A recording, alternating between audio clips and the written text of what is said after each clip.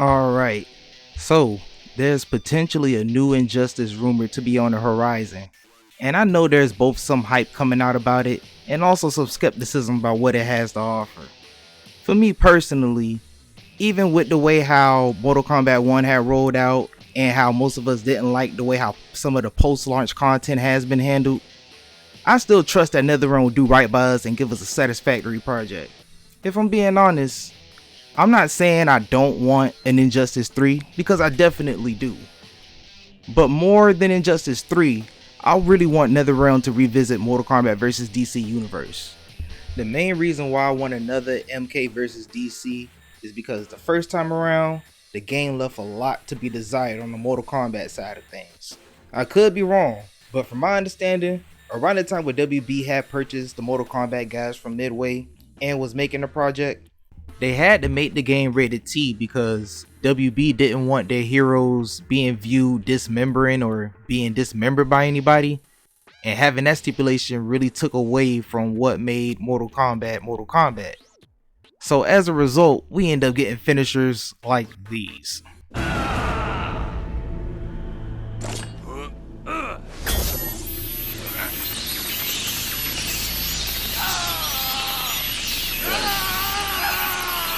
Batman wins. Flawless victory. Heroic brutality.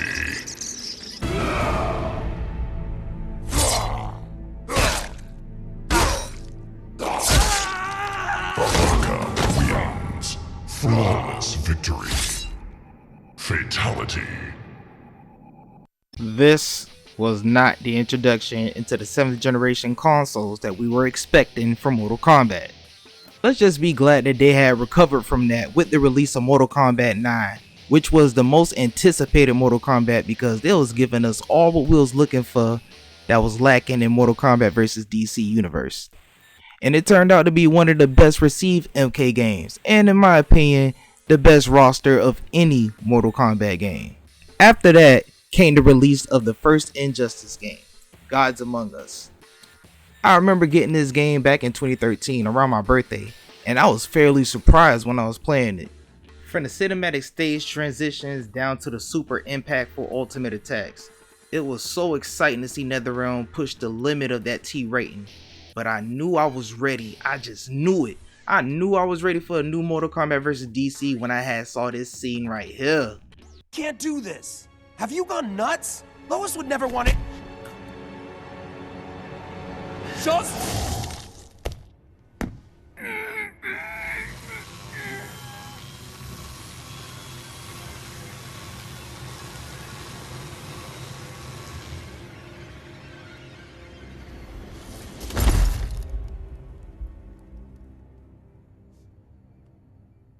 Bro, I was so hyped when I saw this scene, especially for it to be a rated T game. It's almost like that feeling I had when I first heard Sonic say damn on a rated E game.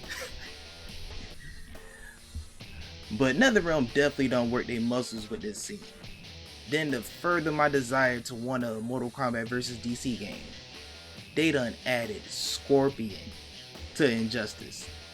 And then with that brand new attire that he had, it looked so damn good. I would say that that's probably is one of his best attires.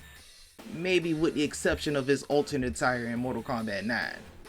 But even with the way how they used his victory scene, I'd say his victory scene is better than half the finishers that you see in Mortal Kombat vs DC. To hell with you!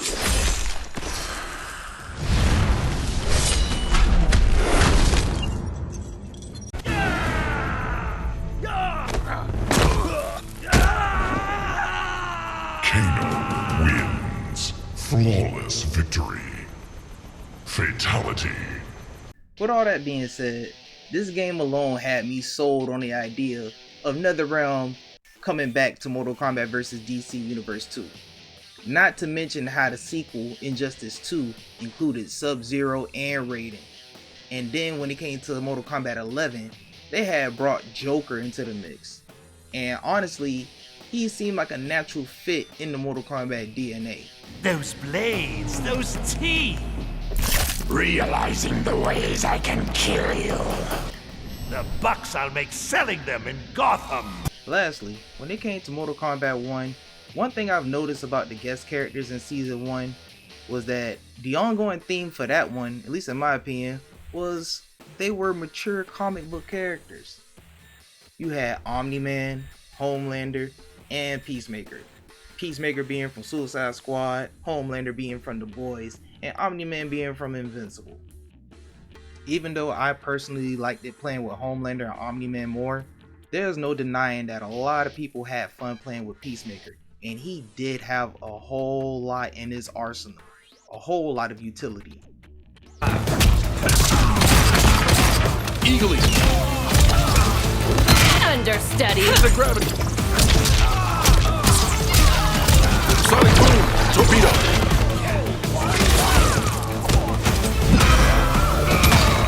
And I'm pretty sure it's safe to say that both Omni-Man and Homelander are just pretty much archetypes of how NetherRealm really would like to make Superman for Injustice if they would have had to rated him.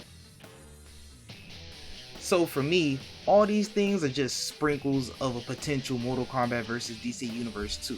Or maybe, when they do release Injustice 3, that game can be used to flush out as many DC characters in the NetherRealm DNA as they can. And if we also consider the Injustice comics that already helped flush out the world of Injustice, maybe this series could get a M rating for the third release. And if we could get that, then all that just simply lays out the groundwork for Mortal Kombat vs. DC 2. Or we could better call it Mortal Kombat vs. Injustice. I'll be more than happy to get one of those. But that's just what I really want though. I'm really looking forward to Injustice 3 simply just to get to Mortal Kombat vs. DC 2. Not saying that it's going to happen, but I really hope so. And that, my friends, will conclude my video. I hope you guys enjoyed this video just as much as I enjoy making it. This is my first scripted video. It sounds a little rough, but I'm pretty sure I'm going to get better on down the line. I don't know exactly what my next video going to be. I guess I'll figure that out sometime this week. But just so y'all know, I do enjoy playing mainly fighting games. I do get into a lot of other different stuff. Lately I have been playing Marvel Rivals. I've been playing a little bit of Rematch. Oh, you know what? By the way, I actually did play a little bit of Marvel Tokon Warriors. So I might end up doing a little video on that. Probably give y'all my impressions of it. And we'll see where we go from there. Hey, thank you again for checking out my video. If you like what you was watching, hey, give me a like and subscribe.